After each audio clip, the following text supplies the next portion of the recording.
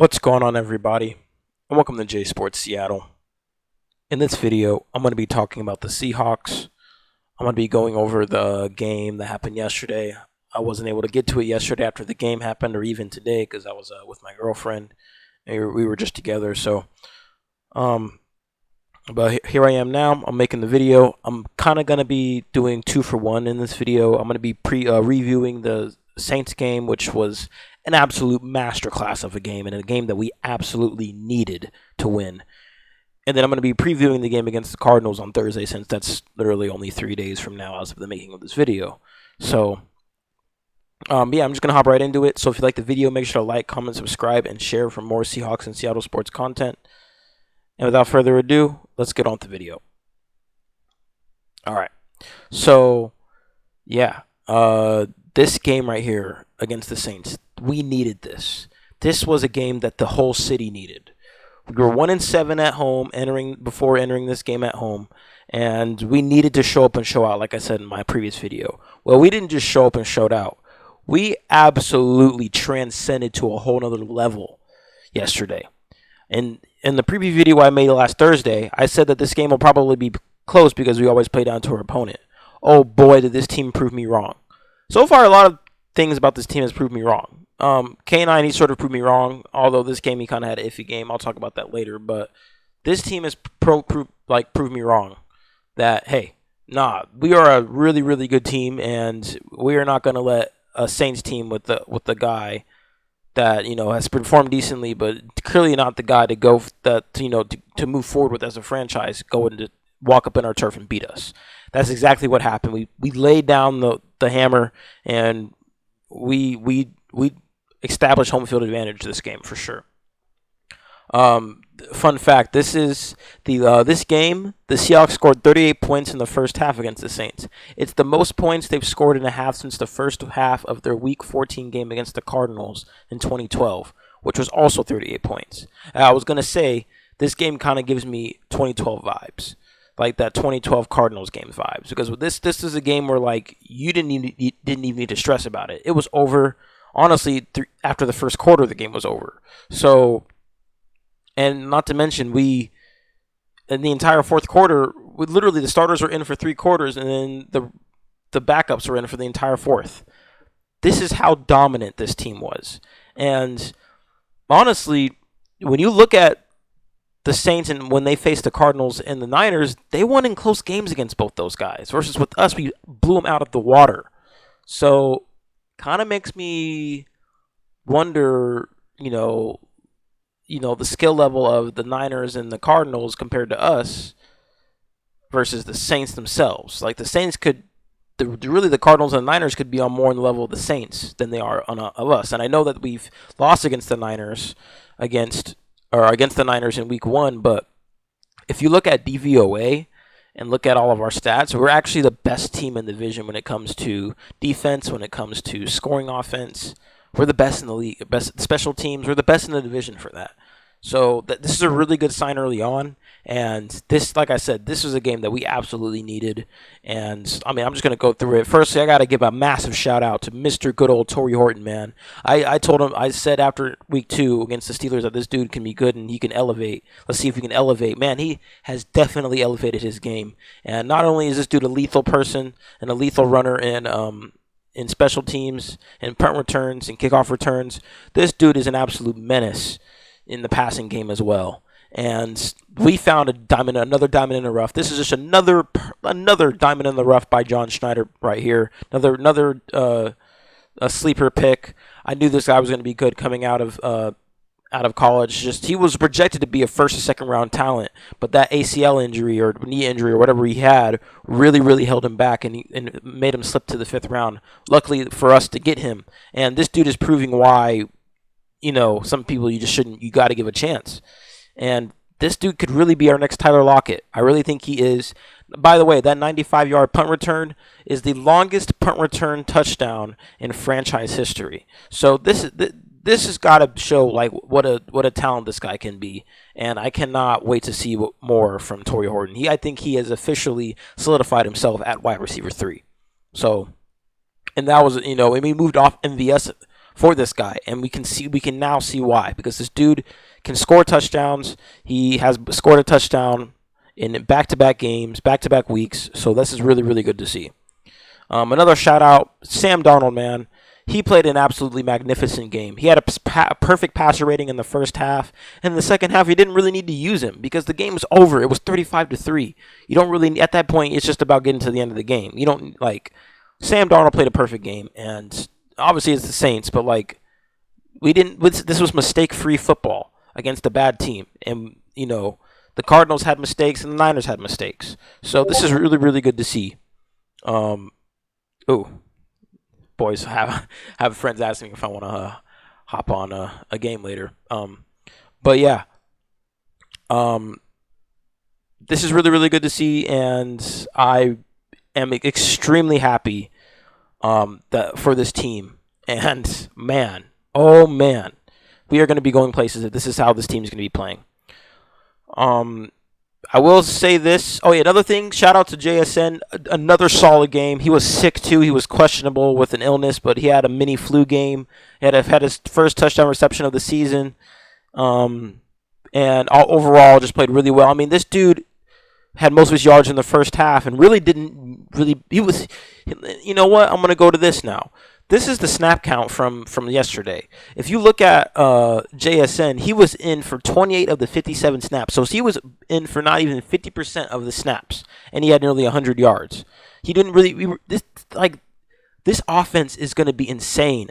Like, along with this defense, right now we are second in the league behind the Packers in scoring defense at 15.7 points per game.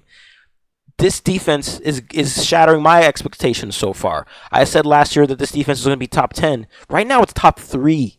And obviously, it's week 3. It's still early. We got to see what happens on Thursday against the Cardinals. But this is a really, really good sign from Mike Macdonald. And like I said, I knew Mike Macdonald was the pick. And we made a very good hire with Mike Macdonald. And we saw this against the Saints yesterday. And, you know, Clint Kubiak, he had a revenge game against the team that let him go and showed why, you know, hey, I was your guy and you let me go. I got to give another shout out to Byron Murphy, man. He had another sack this game, 2.5 sacks on the year. I think it should be 3, but they're listing him as 2.5 sacks. And this is the step up we needed from him. And if this dude is going to be getting a sack like once a game or something like that, man, we definitely made a good choice with this guy at the 16th overall pick last year. So. Josh Jobe had another great game. He had some penalties in the end, but he had a good pass deflection in the first half. Like, overall, this is just a great team win. Amazing team win. The defense allowed less than 100 yards on the ground again. Like, nobody's running on us right now. So that's really, really good to see. Speaking of rushing, though, on our end, rushing was not good. The rushing offense was just not good at all. And I don't know how to feel about the O-line when it comes to the rushing, but passing-wise, Sam Darnold didn't get sacked once. He almost got sacked that one time in the first quarter with that spin move he did, but he still didn't get sacked. So that's a great job in the passing game by the O-line, but even Mike Macdonald mentioned it in the Seattle Sports Talk Show. It's not even close to where they want to be for the run game, and it's got to be better, especially for Thursday against a Cardinals team that has, you know, shown to have a good defense so far throughout these first 3 weeks. We got to do better on the ground. But yeah, like I said, this is just an amazing team win. Darion Kendrick had another interception, by the way, and shout out to him. Like, just a great team win, like I said. And this right here is a defining win for Mike Macdonald, and this shows that this guy is the real deal when it comes to being a head coach. So. Really, really great to see, and I knew this guy was it the moment we hired him. So, that week 1 loss feels long ago now, like, because we've bounced back. We went into week 2 when we blew out the Steelers in their home territory. Then we came home and absolutely curb stomped the Saints in our own house, which, by the way, this is our first win against these guys since that playoff game in 2014 or the 2013 season. So this is really good to see. Like, we came out with a vengeance. We needed to win at home, and we won at home, and we did it in dazzling fashion. So this is really great to see, and I hope we can carry this momentum going into next week against the Cardinals on Thursday. But yeah, I'm gonna go back to the snap counts real quick. Yeah, like Abe Lucas and Zabel were the only two offensive linemen that were played 100 snaps. Other than that, everyone else was out by the fourth quarter. So this is great to see. Like a lot of our starters were just done by the fourth quarter. So I really like to see that. We were resting these guys coming up on Thursday night game, so we don't want to overwear them and overuse them. So this is like especially on the defense. Obviously the defense had to stay in, but keep in mind we are down three players on defense. So a lot of players that normally don't get play time, like Okada and Job and Kendrick, got a lot more playing time than they normally did. But that's good to see. Tyrese Knight, Leonard Williams didn't need to play that much, especially Leonard Williams. He's a veteran, so you don't want to try to limit his snaps. It's just great to see. So, I like to see the distribution of snap counts for these guys. It shows that we're keeping them healthy, and hopefully we'll get these guys Emin Wari. I'll get into that a little bit later, but hopefully we'll get those guys back later on Thursday. But yeah, like I was saying, this was the most points we scored in a half since 2012, since the Cardinals. Another thing about Byron Murphy, I shouted him out earlier, but this is something I got to mention. He is first among interior D linemen in sacks, pressures, hurries, run stops, and solo tackles. Right now, he's proving to be that 16th overall pick, and I'm hoping he can continue with that momentum on Thursday against the Cardinals. So this right now, so far, he's having a breakout season, but let's see if he can continue that. But yeah, moving on to the injuries. This is looking better. But there's a chance we may not have some of these guys entering week 18. Not week 18. What am I thinking? Entering week 4 next on Thursday. I was thinking of the Niners game. But so far we got Zach Charbonnet and Ernest Jones, their full participation. I like having Charbonnet against the Cardinals because he seems to do well against the Cardinals. So having him in would be a bonus. But Emin Wari, Love, and Witherspoon were all limited participation, so hopefully maybe this working them back in. Apparently they got some practice in yesterday, so they were just skipping yesterday. We knew we could get yesterday and be healthy by Thursday against a division rival. I think that's the plan, and hopefully that's the plan. But so far it's kind of too early to tell to see if these guys will be available on Thursday or not. They were limited participation. So we'll see what happens tomorrow. I think tomorrow we'll get a better gauge on if they'll be able to play on Thursday. If they're not going to be able to play Thursday, at least we'll have them healthy for that week 5 game against the Buccaneers, because the Bucs are a good team. I think they're undefeated right now, so we got to be healthy for that. One thing that I'm a little worried about is Robbie Oots. He's our starting fullback, and he's helped.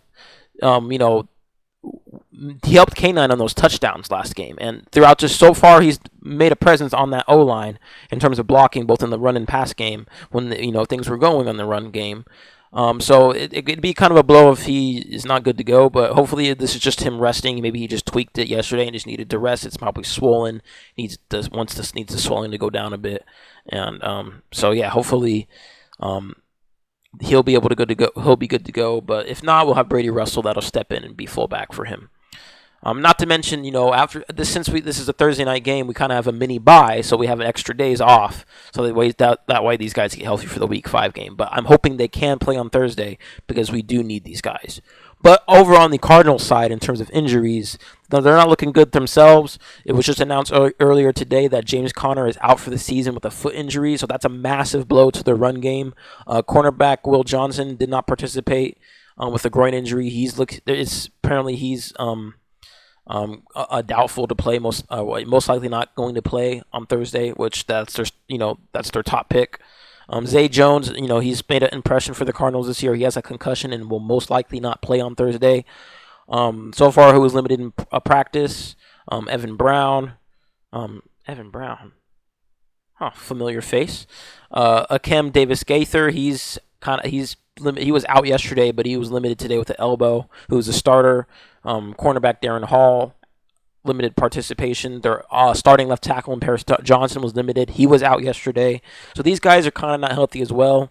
And they already have somebody on IR, I believe, before James Conner. So they're not looking too good right now in terms of health. But neither are we. So we'll see what happens entering tomorrow. But I believe, with this game against the Cardinals, we're just going to keep doing what we've been doing to stop Kyler Murray. And that's take away his targets and just try to get after him. And that's been working so far. It worked under Pete and it's been working under Kyler. Like I said, Mike McDonald, he had Lamar Jackson. He would practice against him in practice every single week for 2 years straight. So he knows how to deal with a dual threat quarterback, and we saw that last year, and hopefully we can continue that this year. So yeah, and on offense, we got to get the ground game running. Obviously, the thing with the thing about that Saints game is they were defending the run so well that they kind of sold for the passing game, and we kind of diced them in the passing game. That might not be the case against the Cardinals. So we're going to have to run the ball effectively. If Charbonnet is going to be healthy, that'll be great because we'll need him in. Because like I said, he seems to do well against the Cardinals. You saw him last year against the Cardinals. So we're going to need him to be healthy.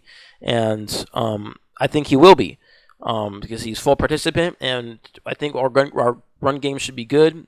Entering this game, their defense is a little hurt. Their run game's not going to be looking too hot because they're going to be down their RB1. So I do think we will get this game, but since it's a division game, I do think it'll be close. It will not be a blowout like it was yesterday. If anything, it could be 2 scores again, like a 10-point game. But it will be a close game. But I do think we get out with the win on Thursday. I said I was going to be able to go to the game, but I won't be able to as work will hold me up. But I will be watching the game when I get off work because I'll be off in time. So. But yeah, I think that's all I have for this video. I'm going to be making a Mariners video. I need to because I've been meaning to, but I've been super busy and making, this is mainly a Seahawks channel, but I try to get to the Mariners when I can. And the Kraken are right around the corner. I still haven't made a video on them. Honestly, I might not even make Kraken videos unless you guys want me to. I might just focus on the Seahawks and Mariners. But I will make a Mariners video soon because we swept the Astros. We are in a prime position to win the division for the first time in 24 years, nearly a quarter century. So I have to make a video on that. And like I said in the previous video that I'm not going to give up hope on that, in that we won't be able to win the division. And right now we're in prime position. But I'll make a video on that. I don't know if it'll be after this video or tomorrow morning before I go to work, but I'll get that done for sure. But yeah, if you like the video, make sure to like, comment, subscribe, and share for more Seahawks and Seattle sports content. Thank you for stopping by. Have a good day, and go Hawks, go Mariners, and go Kraken.